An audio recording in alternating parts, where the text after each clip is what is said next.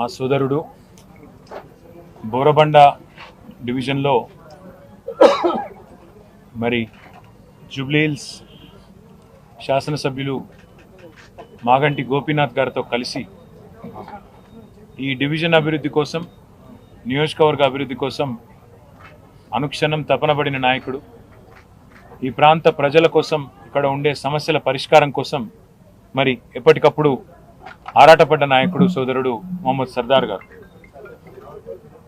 కాంగ్రెస్ ప్రభుత్వం వచ్చినాక పరిస్థితి ఎట్లా మారిపోయింది అంటే, పేదల మీదనే జులుం చేయడం, గరీబోళ్ళు ఎక్కడుంటే అక్కడ నువ్వు వస్తే మా పార్టీలోకి రా, లేకపోతే నీ అంతు చూస్తామనే విధంగా వాళ్ళ అరాచకం పూర్తి స్థాయిలో విశృంఖలంగా విజృంభించి ఎక్కడికక్కడ మరి అధికారాన్ని అడ్డం పెట్టుకుని అధికారం మత్తులో ఇవాళ కాంగ్రెస్ నాయకులు, ఇక్కడ ఉండే కార్పొరేటర్లు, ఇక్కడ ఉండే కాంగ్రెస్ చోటామోటా నాయకులు అందరూ కూడా రేవంత్ రెడ్డి బాటలోనే ప్రయాణం చేస్తూ ఉన్నారు. ఇవాళ హైడ్రా అనే ఒక దందా మోపు చేసినారు హైదరాబాద్లో. ఏంది హైడ్రా? హైడ్రా అంటే రేవంత్ రెడ్డి రెడ్డికుంటలో ఇల్లు కట్టుకుంటే కూలగొట్టది. రేవంత్ రెడ్డి అన్న తిరుపతి రెడ్డి FTLలో ఇల్లు కడితే కూలగొట్టది. రేవంత్ రెడ్డి గారి మనుషులు, ఆయన పార్టీలో ఉండే ఎమ్మెల్యేలు, మంత్రులు, వాళ్ళ ఇండ్లు బఫర్ జోన్లో ఉన్నా, FTLలో ఉన్నా, చెరువు మధ్యలో కట్టినా హైడ్రా గల్లబడది.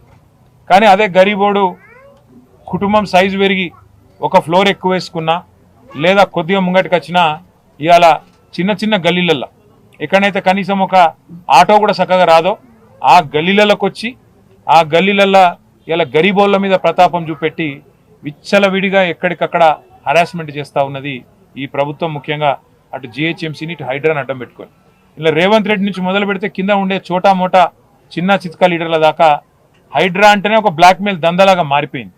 అట్లా ఈరోజు ఇక్కడ సర్దార్ మృతికి కూడా కారణం కేవలం కాంగ్రెస్ ప్రభుత్వం యొక్క హరాస్మెంటు, వీళ్ళ యొక్క దుర్మార్గ విధానాలు తప్ప ఇంకోటి కానే కాదు. ఇప్పుడు శ్రీనివాస్ యాదవ్ గారు ఒక మాట అన్నారు, 10 ఏళ్లలో తెలంగాణ వచ్చిన తర్వాత KCR గారు చేసిన పని ఏంటంటే హైదరాబాద్లో ఇక్కడ ఉండే గరీబోళ్లకు పట్టాలు ఇచ్చిండు.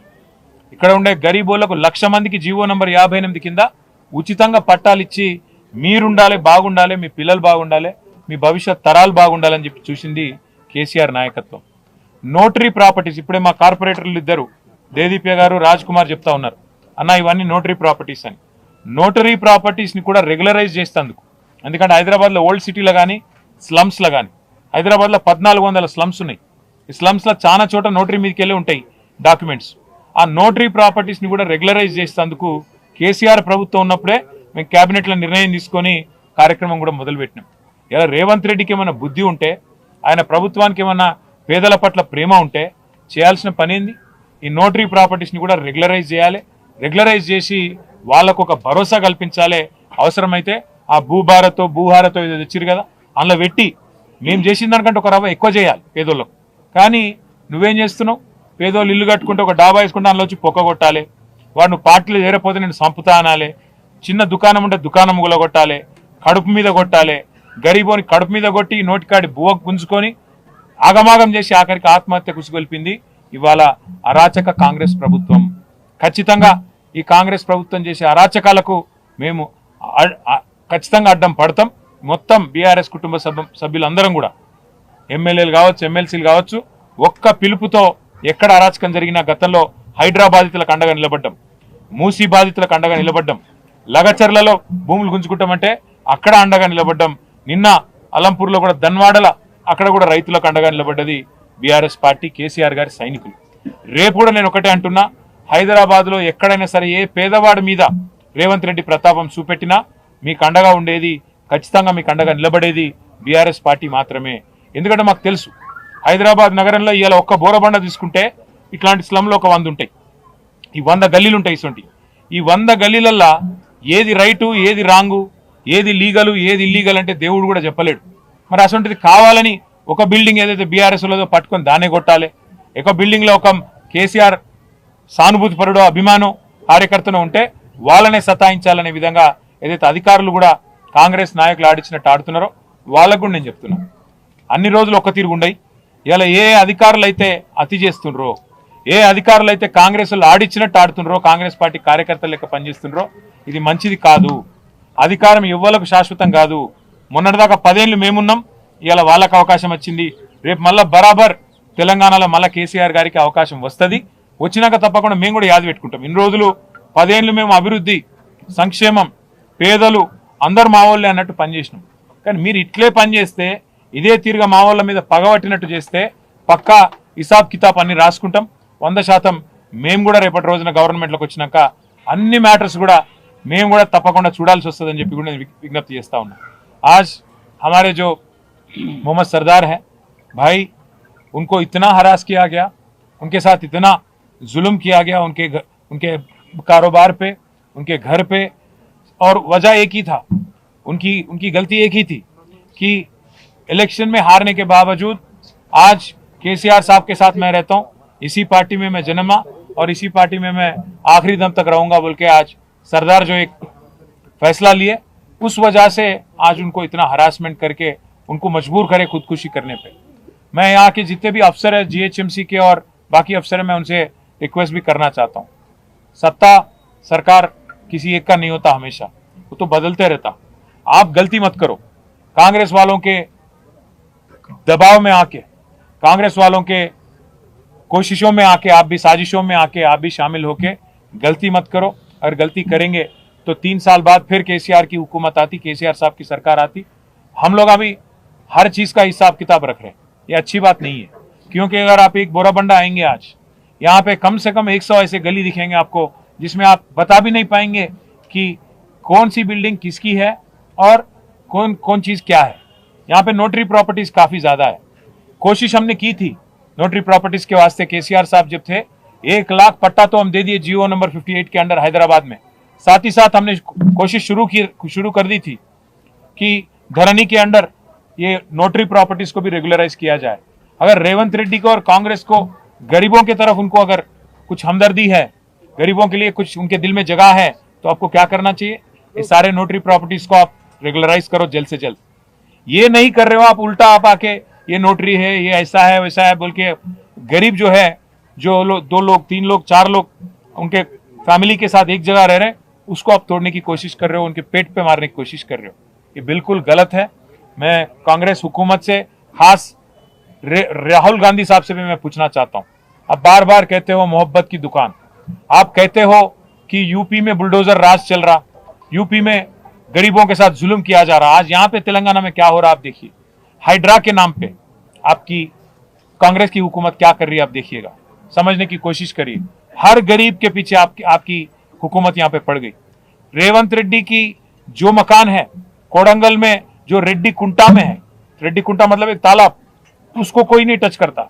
उसका भाई तिरुपति रेड्डी का मकान यहाँ पे, वो एक आलीशान बंगला है, मकान नहीं बंगला, आज FTL में है, तालाब में है, उसको कोई नहीं छूता। साथ ही साथ पटनम महेंद्र रेड्डी, पुंगुलेटी श्रीनिवास रेड्डी, इनके पूरे मकान और आलीशान महल तालाब के अंदर है, FTL के अंदर है, उसको भी कोई नहीं छूता। पर आज गरीब जो भी है उसके साथ इतना जुल्म किया जा रहा है। राहुल गांधी साहब, क्या यही है आपकी मोहब्बत की दुकान?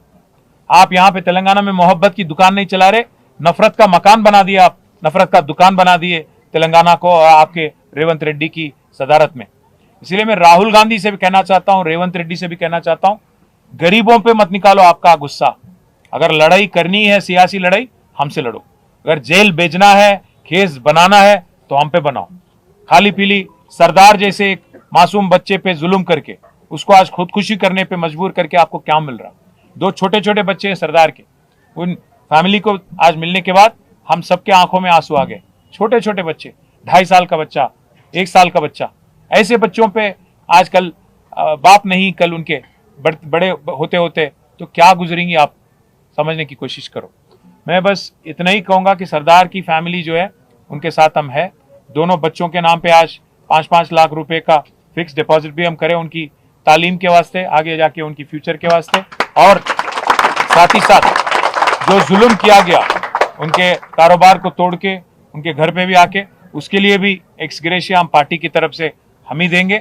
और सरदार की फैमिली हमारी फैमिली है, सरदार की फैमिली BRS की फैमिली है, उनके साथ आखिरी दम तक रहेंगे, उनकी पूरी तरह से हिफाजत और देखभाल हम करेंगे। उनकी भाई छोटे भाई इब्राहिम है, उनको भी हमने आज यकीन दिलाया कि आपके कारोबार के वास्ते हम सबके नंबर भी हम दे के आए वहाँ पे, श्रीनिवास यादव साहब के, श्रावण साहब के, हमारे श्रीनिवास रेड्डी MLC साहब के, विष्णु भाई, सोहेल साहब, महमूद अली साहब, सबके नंबर दे के आए कि भाई कोई भी जरूरत है तो आप फोन करिएगा। ऐसा नहीं है कि मागंटी गोपीनाथ गुजर गए मतलब हम यहाँ पे कोई ऐसा नहीं फील करिएगा कि आपके लिए देखभाल करने के लिए कोई लीडर नहीं है। पूरा पार्टी आपके साथ है और गोपी साहब की जो कमी है वो महसूस नहीं होने देंगे। हम सब आपके साथ रहेंगे, ये यकीन दिलाते हुए सरदार की फैमिली को जब तक इंसाफ नहीं मिलती तब तक हमारी लड़ाई जारी रहेगी। कोर्ट भी जाएंगे क्योंकि पूरा कागज ऑलरेडी तैयार है और FIR भी ऑलरेडी हो चुका है। अगर कार्रवाई नहीं करती और इंसाफ नहीं मिलती पुलिस के तरफ से और हुकूमत के तरफ से, हाई कोर्ट भी जाएंगे और जरूरत पड़ा तो सुप्रीम कोर्ट भी जाएंगे। जब तक इंसाफ नहीं मिलती तब तक हमारी लड़ाई जारी रहेगी। बस यही कहना था और मैं प्रार्थना करता हूं कि सरदार को और हमारे मागंटी गोपीनाथ साहब को भी जन्नत में जगह मिले और వాళ్ళ ఆత్మకు శాంతి కలగాలని మనస్ఫూర్తిగా హృదయపూర్వకంగా కోరుకుంటూ ఆ కుటుంబాలకు మేము అండగా ఉంటామని మళ్ళీ ఒకసారి తెలియజేస్తాం। केटीआर साहब शुरू से बोलते हम ये वाकई को उठा रहे हैं सरदार के। गोपीनाथ साहब जो MLA है कि बोरा बंडे में बोलते हो सरदार के जैसे कई आपकी BRS के लोगों के घर अभी भी सील है थे, उनके लिए हम ऑलरेडी कमिश्नर से बात कर चुके हैं। अभी यहीं से मैं और श्रीनिवास अन्ना बात भी करे कमिश्नर से। मैं बोला भी उनको अगर रेड मार्किंग शुरू हम भी करें तो बहुत नुकसान होती है आपका। बोला मैं क्या बोल तो हर कांग्रेस लीडर, हर BJP लीडर, हर किसी का अगर हम भी मार्किंग शुरू कर दिए, क्योंकि हम कभी भी ऐसे हम देखिए भाई साहब, हम बदलाव की राजनीति करें 10 साल, बदले की राजनीति नहीं करें।